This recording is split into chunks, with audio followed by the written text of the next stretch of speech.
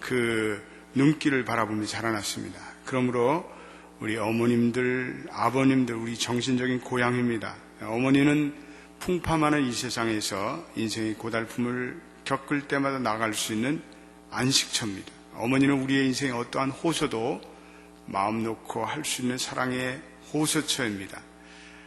잠시 우리 눈을 감고요, 그 어머니 아버지의 은혜를 우리 좀 묵상하면서 기도하는 시간을 갖도록 하겠습니다. 여러분들의 어머님이 이미 소천하셨든지 또 아버님이 살아생전에 계시든지 한국에 계시든지 어디 있든지요, 잠깐 우리 한 2분 동안 묵상하면서 그 어른들의 감사함을 우리 묵상하십시다.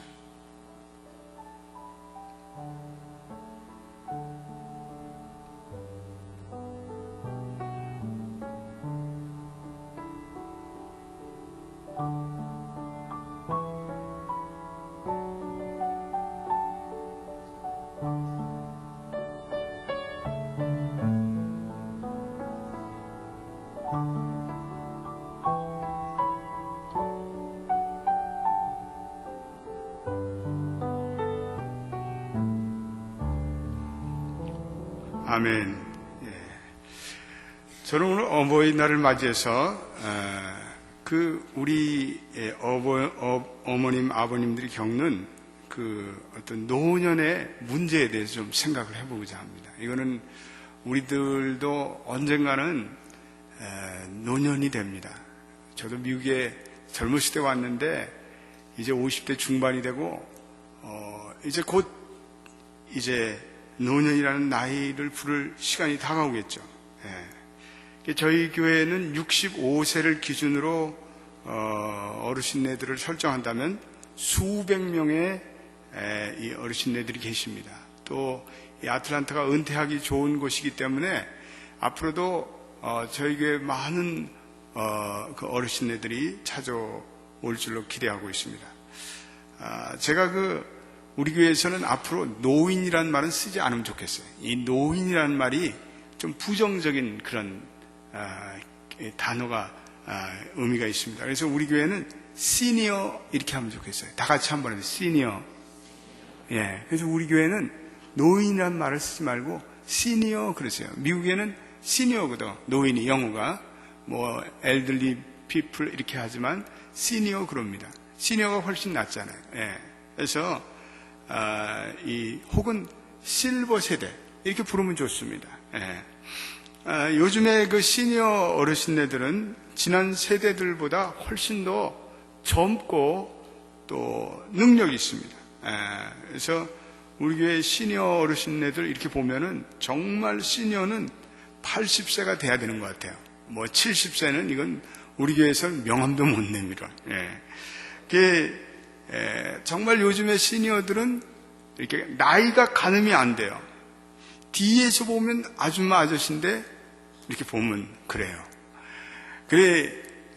참 젊으셔요. 다 젊으시고 건강하시고. 여러분 노년기를 어디부터 우리가 노년기로 볼 수 있는가? 잔 메가더 장군이 78세 이런 글을 썼습니다. 오래 살았다는 이유만으로 늙는 것은 아니다. 사람이 노쇠하는 이유는 자신의 꿈을 잊어버렸기 때문이다. 사람이 나이가 들면 얼굴에 주름살이 생기는 것은 너무나 당연한 일이다. 그러나 미래에 대한 꿈을 버린 자는 마음에 주름살이 생긴다. 이렇게 얘기하고 있습니다. 이 한국의 노인복지법에는 65세를 이 시니어의 나이로 규정하고 있습니다. 미국에서도 보통 65세에 하던 일을 이렇게 은퇴를 하게 됩니다. 우리 교단에도 그 목사님들이 65세면 보통 이렇게 은퇴를 하십니다. 그럼 사람들이 65세가 되면 자기가 시니어라는 의식을 갖게 되고 주변에서도 시니어 취급을 합니다. 그런데 여러분 꿈을 가진 사람들은 늙지 않습니다. 꿈을 가진 사람들은 무기력한 시니어가 될 수가 없습니다. 우리가 시니어에 대해서 많은 편견을 가지고 있습니다. 시니어가 되면 더 이상 쓸모없는 존재가 된다. 그럭저럭 하다가 여생을 보내다가 죽어야 한다. 걸어다니는 종합병원이다. 더 이상 배울 수 없는 나이다, 이런 편견들이 많습니다. 그러나 이러한 편견 중에는 왜곡된 편견들이 많습니다. 시니어들이 크고 작은 질병을 앓는 것은 사실입니다. 그러나 그 질병이 멀쩡하다가 65세부터 갑자기 일어나는 것이 아닙니다. 모든 사람들은 젊은 시절로부터 또 그 전에 앓던 질병이 이 노년에 들어가면 정도가 심해지는 것 따릅니다. 인간에게 있어서 시력은 35세부터 쇠퇴합니다. 청력은 40세부터 쇠퇴한다고 합니다. 그리고 후각은 45세부터 약화된다고 합니다. 우리는 다 우리 인생 속에서 나이가 들면은 이렇게 신체 기능이 노화가 됩니다. 배움의 경우도 마찬가지죠. 우리는 노인분들은 정보화 시대에 살아갈 수 없다고 생각합니다. 그렇지 않습니다. 65세가 되면 생리적으로 정보화에 뒤떨어진다는 것은 편견입니다. 우리 교회 어르신네들 중에서요, 인터넷으로 신문 보고 또 인터넷으로 자녀들에게 이메일 보내고 심지어는 컴퓨터로 자기가 찍은 사진을 척척 뽑아내는 그런 분도 봤습니다. 이거는 내가 배워야 되겠다는 의지와 배워야 되겠다는 결심만 있으면 오늘 이 세상에서 얼마든지 시니어로서도 정보 사회에 그런 앞서가는 사람으로 살아갈 수가 있습니다. 그래서 시니어는 재발견돼야 합니다. 노년기는 실패의 자리가 아닙니다. 누구나 다 늙습니다. 여기 앉아있는 여러분들 다 누구나가 언젠간 다 늙게 되는 것입니다. 이것은 인간 성장의 자연스러운 단계입니다. 나이가 들었다고 해서 이상하게 볼 것 없고 나이가 들었다고 해서 노약자 취급할 필요가 없습니다. 노년기는 또 하나의 인생의 기회를 제공합니다. 성경에서 말씀하기를 늙은이에게는 지혜가 있고 장수한에게는 명철이 있다, 이렇게 말씀하고 있습니다. 어떤 분들은 나이가 늙었다는 것을 죄스럽게 생각합니다.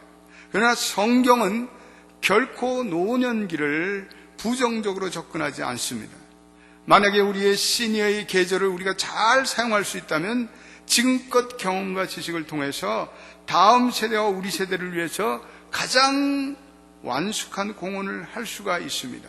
전문가들에 의하면 육체의 기능이 아닌 다른 기능들은 나이가 들수록 원숙해진다는 것입니다. 나이가 들면 이 참과 거짓을 분별하는 지혜, 그리고 깊이 생각할 수 있는 사고의 능력, 그리고 사물과 현상을 전체적으로 볼 수 있는 종합 능력, 그리고 유추, 추리 능력들이 65세부터 쇠퇴하는 것이 아니라 이게 점점 발달한대요. 그래서 85세 되면 인간에게 이러한 지혜와 이러한 사물을 전체적으로 볼 수 있는 지혜가 완숙해진다는 거예요. 얼마나 축복인지 모릅니다. 나이가 드는 것이 축복입니다. 생각이 깊어지고 인생과 세계를 전체적으로 볼 수 있는 그런 안목이 나이가 들면 우리에게 찾아온다는 것입니다. 우리는 우리 교회에 이렇게 많으신 시니어 어르신네들을 어떻게 도와드려야 할까요? 우리가 그들을 보는 태도가 어때야 될까요? 우리 어머니 아버지를 보는 태도가 어때야 할까요? 그분들이 노년기를 어떻게 준비하고 우리가 그분들을 어떻게 이해하고 도와드릴 수 있을까요? 이런 질문을 던지게 됩니다. 70살이 다 된 노벨 수상 시인 에무제미어 몬탈레는 자신이 살아온 인생을 이렇게 묘사한 적이 있습니다. 6살 때 우리는 집짓기를 갖고 놀았다. 14살 때 우리는 패싸움을 하고 놀았다. 그리고 20살 되었을 때 우리는 사랑의 열병을 알았다. 30살이 되었을 때 아이들을 가졌고 35이 되었을 때 우리는 히틀러와 무솔리니를 만나야 했다. 그리고 또 40살이 되었을 때 잿더미에서 시레이션을 구걸해야 했고 50살이 되었을 때 우리는 곧 잘 살 수가 있었다. 60세가 되었을 때 담속증을 알아야 했고 그리고 70세가 된 이제 우리는 우리를 더 이상 우리라고 부를 수 없게 되었다. 케세페도 카를로도 그리고 나의 아내도 이미 세상을 두고 없기 때문이다. 이 시인은 시니어의 외로움을 말씀하고 있습니다. 여러분, 동서양을 막론하고 이 시니어들의 가장 큰 문제는 외로움입니다. 제가 한번 한국에 방문했다가 종로의 그 탑골 공원 벤치 근처를 가본 적이 있는데 수많은 노인분들이 오고 가는 사람들을 물끄러미 바라보는 그러한 시니어들을 본 적이 있습니다. 저는 종종 양론에 방문하면 외롭게 아무도 찾아주지 없는 그 사람들을 바라보며 외롭게 앉아있는 그런 분들을 제가 보게 됩니다. 그 시니어에게도 뒤돌아보면 아름다운 청춘이 있었으리라. 뜨거운 사랑이 있었겠죠. 아내와 자식들이 기다리는 집을 향해서 흥분된 발걸음을 옮기는 행복도 있었을 것입니다. 그 시니어들의 모습을 볼 때 외로움이 파고드는 그러한 뼛속 깊은 외로움을 느낍니다. 이 외로움이라는 것은 나에게 관심을 가져다주는 사람이 주위에 없을 때 마음속에 있는 살얼음입니다. 외로움이란 사람들이 내가 따돌림을 당할 때 마음속에 나의 한 부분을 도려내는 아픔입니다. 외로움이라는 것은 내 마음을 주고받을 수 있는 사랑의 대상이 사라질 때 내 마음속에 휘몰아치는 눈보라와 같은 것입니다. 여러분, 마음이 열면 언젠가는 육신의 기능이 얼어버립니다. 수많은 죽음의 원인을 캐어보면 결국은 마음이 열어 작동하지 않는 그 순간서부터 문제가 왔기 때문에 그렇습니다. 이 얼어붙은 마음의 뿌리는 이것이 외로움입니다. 미국에서는 크리스마스나 부활절 지난 후 죽어가는 시니어들이 많다고 합니다. 크리스마스 때 가족들이 찾아와 기쁘고 그리고 마음이 들떴지만 그들을 또 떠나보내고 빈 둥지에 홀로 남겨져 있을 때 말할 수 없는 외로움이 그분들에게 찾아온다는 것입니다. 한 사람만 그 마음의 외로움을 알아준다고 해도 어떤 사람도 결코 자살하지 않는다는 것이 자살 심리의 원칙입니다. 우리 주변의 시니어 어른들을 여러분들이 만나보십시오. 부한 자나 가난한 자나 교육을 받은 자나 받지 못한 자나 그들의 마음속에는 외로움의 옷을 덧입고 있습니다. 노년기는 고독합니다. 정서적으로 불안합니다. 그리고 감정의 변화가 수시로입니다. 열등감과 권태기와 소외감과 절망감을 경험하게 됩니다. 그래서 우울증을 경험하게 됩니다. 시니어 어르신네들이 싸우는 가장 큰 무서운 질병은 이 우울증, 디프레션입니다. 영국의 리버풀 항구에 어떤 시니어가 배를 타려고 부둣가에 나왔습니다. 그러나 배가 떠나려고 할 때 그 시니어는 갑자기 그 배에서 뛰어내렸습니다. 그리고 부둣가에 놀던 소년에게 동전 하나를 쥐어주면서 얘야, 배가 떠날 때 나를 위해서 손을 좀 흔들어 줄 수 없겠니? 그 시니어의 고독감이 얼마나 깊었겠습니까?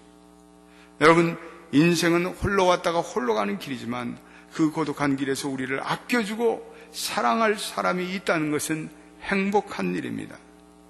오늘 이 노인들이 경험하는 실존적인 외로움, 우리 젊은 세대들은 깨달아야 합니다. 우리 어머니, 아버님들이 겪는 이 실존적인 외로움, 우리는 그분들의 외로움을 이해할 수 있어야 합니다. 우리는 그분들을 위로할 수 있어야 합니다. 그러나 하나님께서 이 시니어 어르신의 인생의 마지막까지 그들과 함께 걷는다고 하나님은 약속하고 있습니다. 그 약속의 말씀이 이사야서 46장 3절과 4절의 말씀, 오늘 화면에 나타난 말씀 한 번만 우리 읽어보도록 하겠습니다. 너무나 귀한 말씀을 이사야 46장 3절과 4절에 말씀하고 있습니다. 한번 같이 읽어보겠습니다. 시작. 야곱의 집이여 이스라엘 집에 남은 모든 자여 나를 들을지어다. 배에서 나무로부터 내게 안겼고 태에서부터 나무로부터 내게 품기운 너희여, 너희가 노년에 이르기까지 내가 그리하겠고 백발이 되기까지 내가 너희를 품을 것이라. 내가 지었은즉 안을 것이요 품을 것이요 구하여 내리라. 너희가 노년에 이르기까지 하나님이 그들을 품을 것이요 그들을 안을 것이요 그들을 구하여 내신다고 약속하셨습니다. 오늘 우리 어버이 주일을 맞이해서 우리 교회 모든 시니어 어르신네들에게 이 하나님의 위로하심이 넘쳐나기를 예수의 이름으로 축원드립니다. 여러분, 노년기는 부정적인 계절이 아닙니다. 오늘 많은 이 시니어들이 어려운 가운데서도 좌절하지 않고 자기의 행복을 창조하는 그러한 복된 어르신네들이 많습니다. 융이라는 유명한 교육학자는 인생의 후반기는 하얀 길이 아니라 새로운 인격의 통합을 이루는 절정의 기회라 이렇게 얘기하고 있습니다. 융에 있어서 노년은 자기의 새로운 내적인 세계를 발견하는 기회라고 말합니다. 이 내적인 세계는 오랫동안 예속되어 있던 외적인 세계로부터 해방되어 자기를 진정으로 가치 있는 삶으로 인도하는 그러한 기간입니다. 다시 말하면 자기의 삶이 완숙되고 완성되는 그러한 계절이다, 이렇게 말씀하고 있습니다. 또 무의식 속에 방치되었던 어떤 가능성을 깨닫는 기회입니다. 여태껏 너무나 일상의 삶에 너무 시달려 살아왔다면 이 노년기는 자기의 삶 속에서 무언가 창조적인 일을 할 수 있는 인생의 절호의 찬스라고 말하고 있습니다. 지혜롭기만 한다면 노년기를 즐길 수가 있습니다. 이러한 시니어의 기쁨은 젊었을 때는 자기의 힘과 업적으로 인정을 받는 그러한 기쁨은 없습니다. 그러나 젊은 시절과는 전혀 다른 어떤 자기의 인생의 깊은 생애의 의미를 만족하는 새로운 시기가 되어야 합니다. 그러므로 노년을 준비하면서 미리 자기가 하기를 원하는 것을 생각을 하라는 것입니다.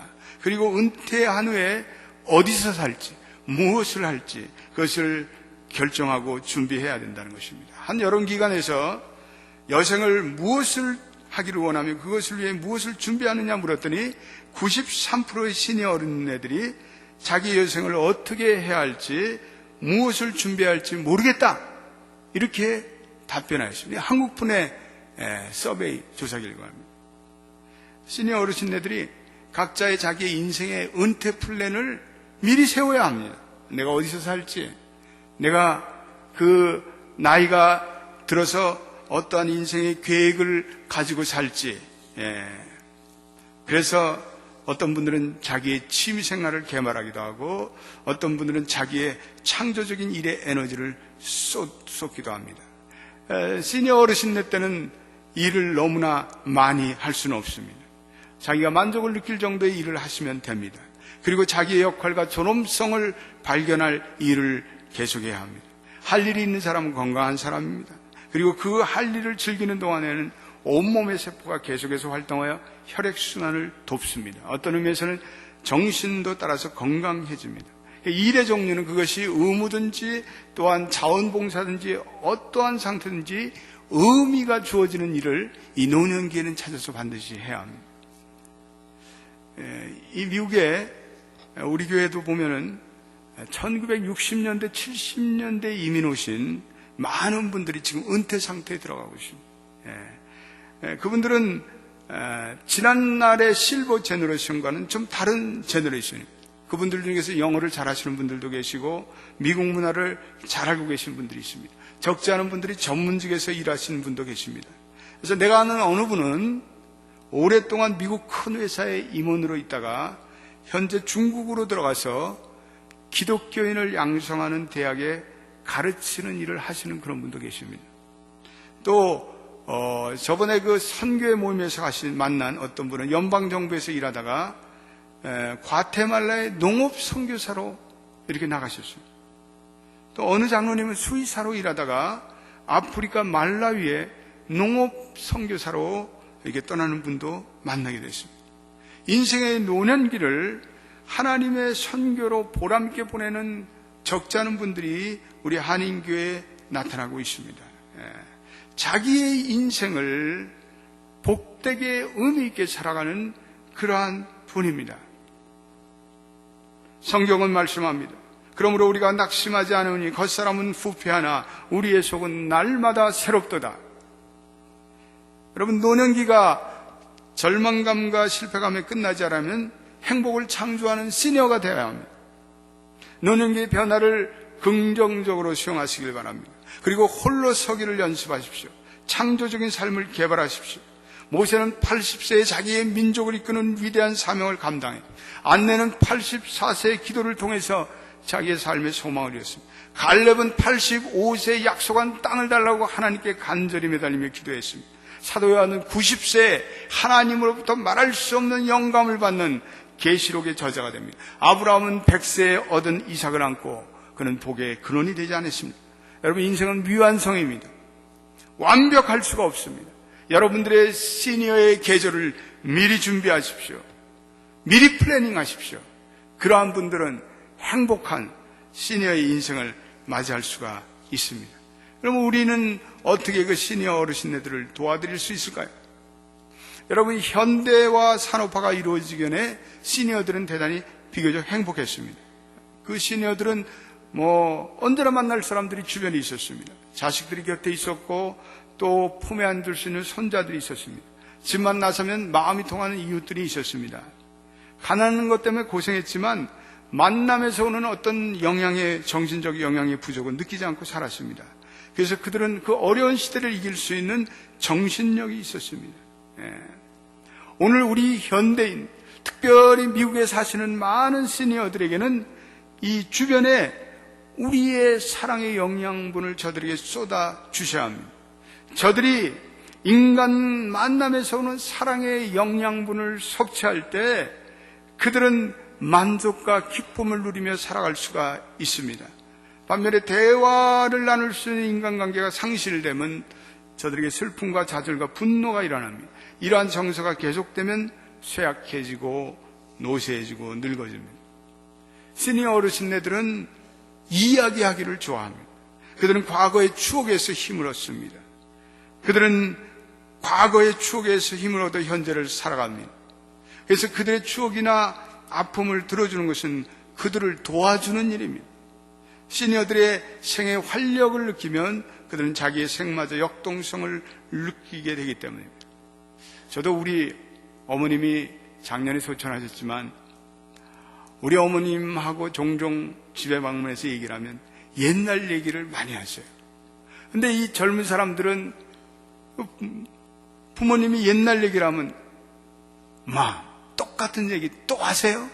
그런다고 핀잔을 줘요. 아닙니다.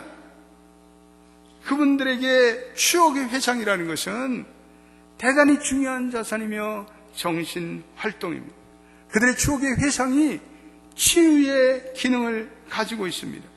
그러므로 추억을 회상하는 것은 이 시니어 어르신네들에게 대단히 중요한 긍정적인 영향을 미칩니다.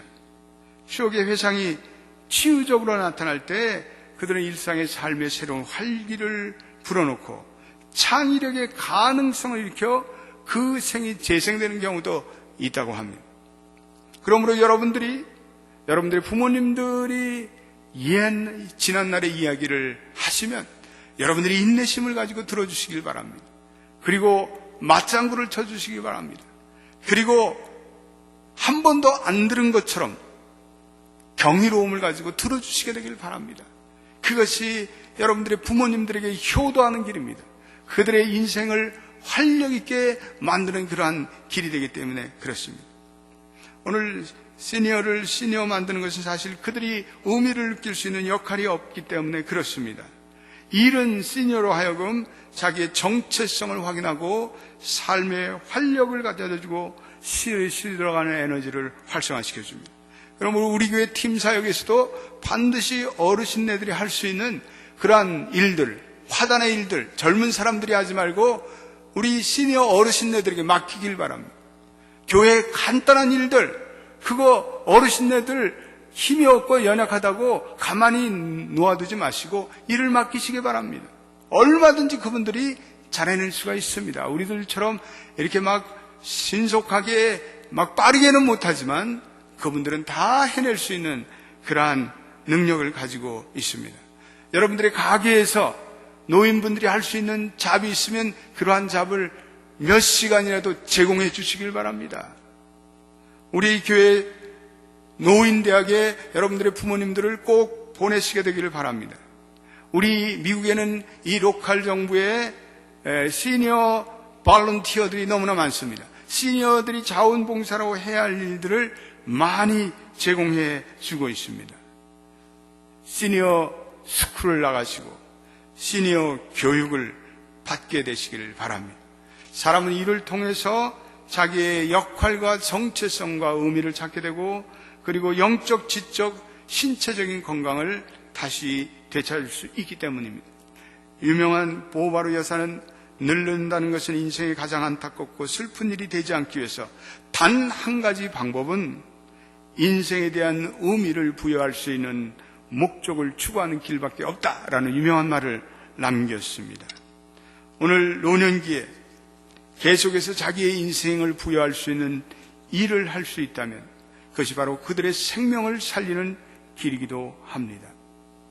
오늘 저는 설교를 마치면서 오늘 우리가 만나는 이 시니어, 내일의 우리 자신의 모습입니다. 오늘 이 노년기가 차지하는 비중은 약하지만 시니어는 절대로 무시되거나 홀대를 받아서는 아니 될 우리 사회의 중요한 인생의 스승이자 그들은 자원입니다.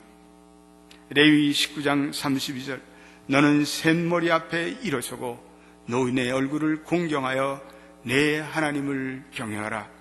백발은 영화의 면류관이라 의로운 길에서 얻으리라. 잠언 16장 31절.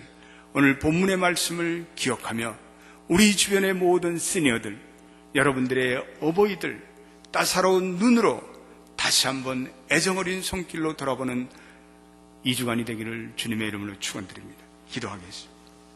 하나님,